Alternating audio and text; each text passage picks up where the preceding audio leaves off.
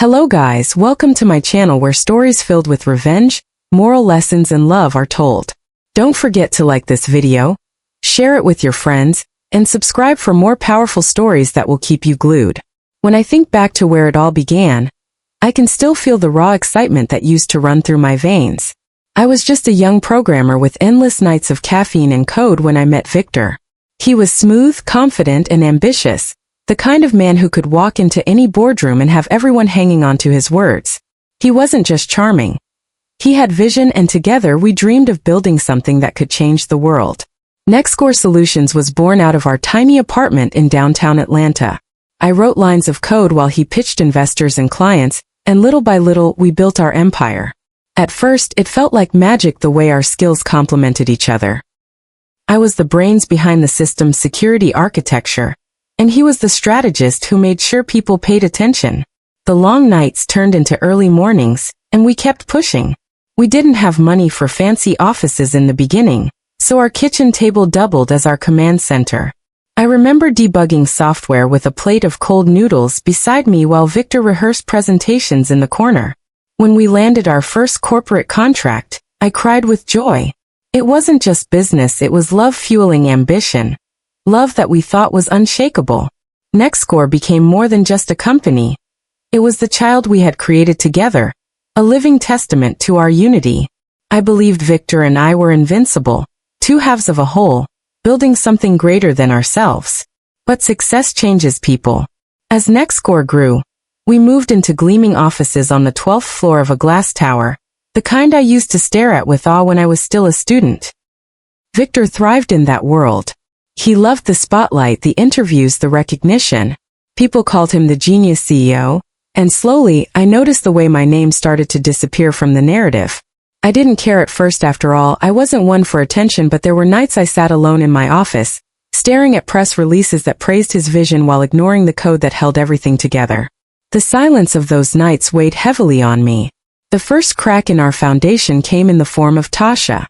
She was young, bright-eyed, and had been hired as an operations assistant. She dressed sharply and carried herself like someone who had something to prove. I didn't pay her much attention at first. I was buried in work, managing security protocols and making sure our growing number of clients were protected. But then I started noticing how often Victor mentioned her. Tasha has great instincts, he'd say. Or, Tasha suggested a new workflow. He said her name the way he used to say mine, admiringly, with that spark in his eyes. I brushed it off at first. I told myself I was imagining things, but there were moments I couldn't ignore. Like the time I walked into his office unannounced and found them sitting too close, laughter hanging in the air, their voices dropping as soon as I entered. Victor waved it off, saying, "We were just discussing work." But my gut whispered otherwise. The turning point came when I borrowed Tasha's laptop during a late-night troubleshooting session. She had left it unlocked, and when I tried to search for a file, I stumbled onto something I wasn't meant to see: emails. Dozens of them. My heart pounded as I scrolled through message after message between Victor and Tasha. The words were cruel, painted with betrayal. They weren't just having an affair, they were plotting against me. Victor told her things like, "She's too emotional, too unstable to keep leading the technical side. Once we push her out, the board will back us." And Tasha replied, "We'll make it look like it's her choice. Just trust me." I remember sitting there frozen, the glow of the screen burning into my eyes. Every line I read shredded another piece of the love I once held for him. He wasn't just cheating, he was erasing me. The man who once promised me forever was conspiring with a newcomer to take everything I had poured my soul into. NextScore wasn't just a company to me. It was my life's work, and he was planning to steal it. The weight of that betrayal almost crushed me. I couldn't sleep that night. I stared at the ceiling, my mind racing between rage and heartbreak. I wanted to storm into his office, scream at him, expose everything to the board.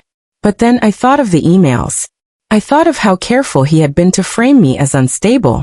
If I lost control, I would give them exactly what they needed to bury me. So I decided to stay quiet for the moment. I started documenting everything.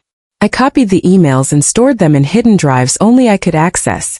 I went back through system logs and began embedding subtle lines of code into NextScore's infrastructure. Not malicious, not yet, just quiet watchers, hidden keys and backdoors that only I knew about. It was my way of protecting myself, like locking a safe before thieves had the chance to break in. Even as I smiled in meetings and pretended not to notice the stolen glances between Victor and Tasha, I felt a storm brewing inside me. I began seeing a therapist, someone neutral, someone who could ground me when the gaslighting became unbearable. Because it did. Victor started telling me I was overworked, that I was imagining things. He told board members I was difficult, uncooperative, too consumed by my coding to understand the bigger picture. And every time Tasha smirked at me across the office, I knew she was feeding him the lines he used. My sessions with the therapist became my sanctuary. She told me I wasn't crazy, that I was being systematically diminished, my reality twisted to make me doubt myself. Hearing those words gave me strength. It made me realize that silence wasn't a weakness, it was a strategy. I kept working, kept coding, but now I coded with a secret purpose. Each keystroke was no longer just for NextCore, it was for me, for the justice I would one day unleash. The backdoors I built were disguised so perfectly they looked like nothing more than harmless redundancies. The timers I set were buried so deep even Victor's best analysts couldn't find them. And as I worked, I whispered to myself, if they want war, I'll give them a war they'll never forget. I carried the weight of betrayal quietly, like a knife tucked close to my skin. I knew the day was coming when their plan would unfold. And when it did, I wouldn't just be a victim. I would be ready. The day it all came crashing down started like any other. The city outside was humming with life, morning traffic crowding the streets below the glass tower of our office. I arrived early, as usual, clutching my coffee, trying to steady the storm I already felt growing inside. I had been bracing myself for this moment ever since I read those emails, and yet, when it came, it still sliced through me like a blade. It was mid-morning when Victor called me into the boardroom. His tone was clipped, professional, but I knew him too well not to notice the undercurrent. The board members were seated around the polished mahogany table, their faces unreadable. Tasha was there too, sitting just a little too comfortably at his side, her hands folded neatly on the table like she belonged in a place she hadn't earned. Elena, Victor began, his voice dripping with false sympathy. We've been reviewing the direction of the company, and after much discussion, we feel it's best if you step down from your role as CTO. We believe your stress has impacted your judgment, and we want what's best for NextCore. I stared at him, the words hanging in the air like smoke. I could see Tasha's smirk tugging at the corner of her lips. They had rehearsed this. I knew it from the rhythm of his words, the way his eyes darted to hers for reassurance. The board members shifted uncomfortably, some avoiding my gaze, others watching me like a bomb about to go off. I could have screamed. I could have stood up, slammed my hands on the table, and exposed the emails. But instead, I sat still. My therapist's words echoed in my mind. Don't give them the reaction they're waiting for. So I swallowed the rage burning in my throat and asked quietly, and what happens now? Victor's mask of professionalism didn't falter. We'll handle everything. Your shares will be bought out at fair market value. We've prepared the paperwork. You'll be taken care of financially. Financially. That word stung more than any insult. They were trying to erase me, reduce me to a payout, as though my blood, sweat, and sleepless nights could be priced and signed away. I nodded slowly, stood, and said only, I understand. My voice was steady, though inside, my world was breaking. Security was waiting outside the door. They escorted me out like I was a threat to the empire I had built with my bare hands. As I walked through the open office, I felt dozens of eyes on me, some filled with pity, others with curiosity. Not a single person spoke. Not even those who knew how much I had given. Tasha trailed behind me, whispering something to Victor that made him laugh softly, and that laugh became the final nail in my chest. When the glass doors closed behind me, I felt the cold bite of the wind. I had no office, no title, no marriage. My whole identity had been ripped from me in one morning. For a moment, I couldn't move. I just stood there on the sidewalk, staring at my reflection in the glass. Who was I now? But then I remembered the code. My hidden guardians inside NextCore systems. My silent soldiers waiting for my signal.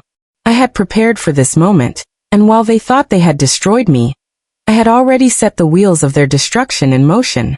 That night, alone in my apartment, I opened my laptop. The glow of the screen felt like a familiar friend, and for the first time that day, I smiled. I accessed the encrypted files I had hidden away, and my back doors came alive like shadows flickering in the dark. I had programmed them with precision. Subtle vulnerabilities disguised as harmless redundancies, timers embedded deep into the system's framework. They weren't designed to cause immediate chaos that would have been too obvious. No, mine were like seeds planted in fertile soil, waiting for the right moment to bloom. I remember whispering to myself as I typed in the final commands, "You wanted me gone, Victor.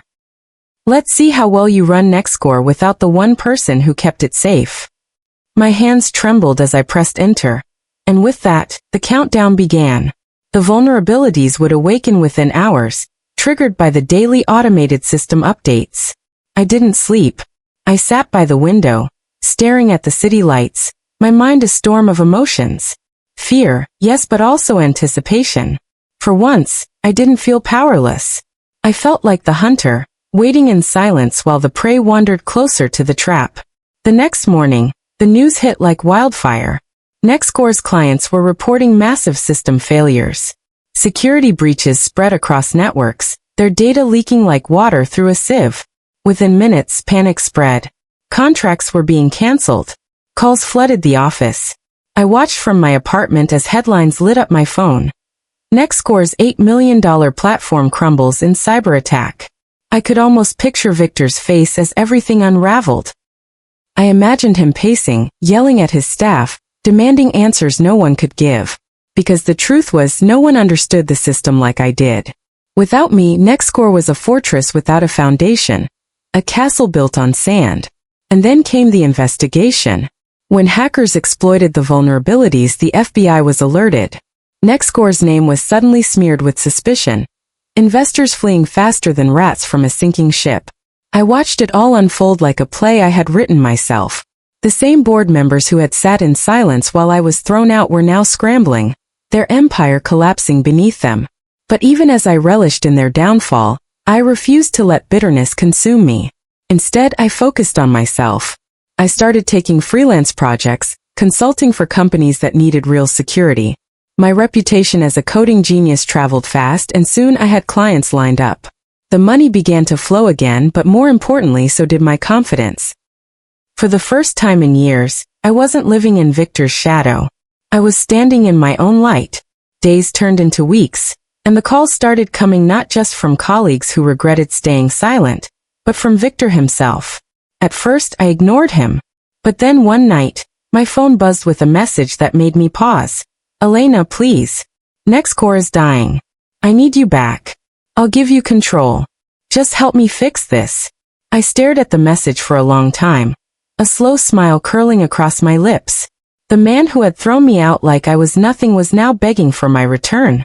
I didn't answer right away. I wanted him to feel the weight of his choices.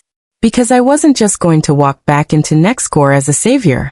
If I returned, it would be on my terms, with the power and recognition I had always deserved. Victor had underestimated me. He had mistaken my silence for weakness. But now he will learn the truth. Underestimating me was the costliest mistake of his life. When I finally agreed to meet Victor again, I chose the location myself.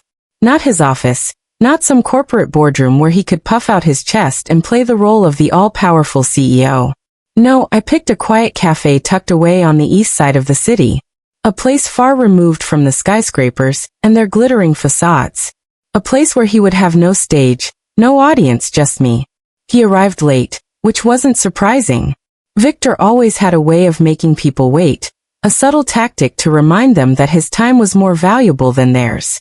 But when he walked in, I almost didn't recognize him. The man who once exuded confidence and control now looked hollow. His suit was wrinkled, his eyes carried dark circles, and his posture had lost that arrogance I used to hate. He sat down across from me and said nothing at first, just stared at me as though searching for the woman he thought he had broken. "Elena," he began, his voice hoarse. "I don't know how much you've seen in the news, but NextScore is collapsing." I cut in smoothly, leaning back in my chair. Yes, I've been following. Investors gone, contracts canceled, investigations underway. Your empire is burning, Victor. I told you once you couldn't run NextCore without me.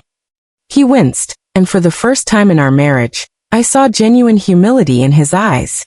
I was wrong. About everything. I should never have listened to Tasha. I should never have. Cheated on me? Betrayed me? Lied to the board? Or tried to erase me from the company I built? My voice was calm, but every word was a blade. His jaw tightened, and he looked down. I can't undo the past. But I can offer you control. Come back. Help me fix this, Elena. I'll sign over half the company to you. You'll be the technical authority.